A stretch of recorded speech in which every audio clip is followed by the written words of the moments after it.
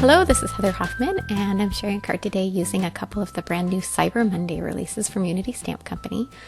The background with those trees is from a new stamp set called Forever Forest. I'm using the solid tree images, and then I'm using one of the little owls, and I'll also be using the sentiment from Best Owl Around. I've got these pre-stamped, so I went ahead and just fussy cut out that little owl. And I'm going to pull out some pattern paper from my stash. This is from an older pattern paper pad. I don't think it's available anymore, but it's always so hard to use up those old ones. So I like to pull them out and try and find reasons to use them. I went ahead and picked a stitched oval die. Any kind of oval or shape will work. And I planned it so it was just big enough that those trees could peek through and look like they went over and above the edge of that oval.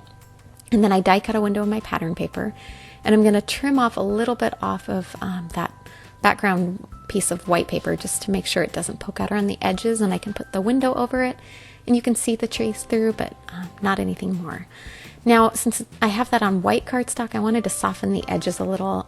The pattern paper has a little bit of a vintage feel and a little more cream to it, so I used some antique linen distress ink just to kind of soften those edges. And then to add a little texture and make it kind of look like there was some snow falling in that background, I quickly added some white paint splatters. This is just white acrylic paint thinned down with a little bit of water. I just keep it in a little bottle to make it easy to put it on, and use my box to protect my work surface. All right, now that that's on there, I'm not even waiting for that white paint to dry. It'll dry so quickly that I'm just placing my window around there. And as you can see, I still had a little of that white peeking out, so I just quickly trimmed that with my paper trimmer.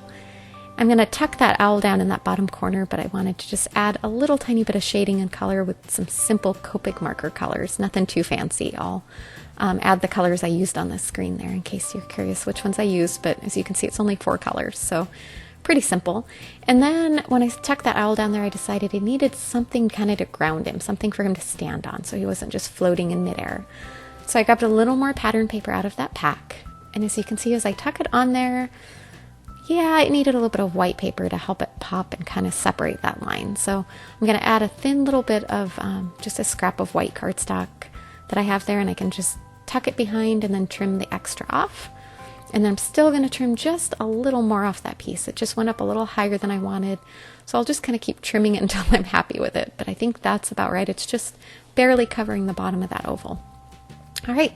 Now for my sentiment, I'm going to trim that with a stitched rectangle die, kind of to coordinate with the stitched oval that I already die cut. And as you can see, I'm kind of trimming it. I took it off screen to die cut there, but I went ahead and cut it so that the words were kind of at the bottom. And then I'm going to put that pattern paper on the bottom. I'll tuck the little owl in place there, using a little bit of foam adhesive to pop him up for just a touch of dimension on here. And then I'm going to put that sentiment up in the corner after I trim off that top edge. I decided I didn't like how far down it went.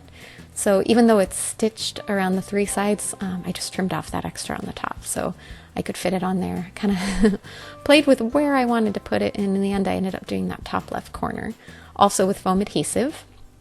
And once I tuck it on there as well, even though I put it on with foam adhesive, it felt like it needed a little something to finish off the top. So I went ahead and grabbed a tiny staple gun, the tiny attacher that I have, and I'll add some staples at the top. I also forgot to soften the edges of this with my distress ink, but as you can see, it worked just fine just doing it, even though it was already attached to my card. There's a lot of last minute thoughts on this card, but as you can see, it's still okay to put it together. So I added those staples at the top all the way through both of those layers. So even though it's popped up on foam adhesive, the very top is attached directly down to the card. So it added kind of a fun 3-dimensional look to it as well. I'm also going to tie some jute string around the front of my card. A lot of people like to only do this between layers. A lot of times if I have a mostly 1-layer card, I'll just wrap it around the entire card front. So it shows from the inside of the card, but I like the way it works that way anyway. Instead of tying a bow, I just trim the edges down to small, and then I'm using my fingers kind of to fray and unravel, and it kind of gives a good rustic look, and it's a little something different than just a bow. Kind of a fun look to finish this off. Thanks so much for coming by today. I hope you enjoyed. Have a wonderful day.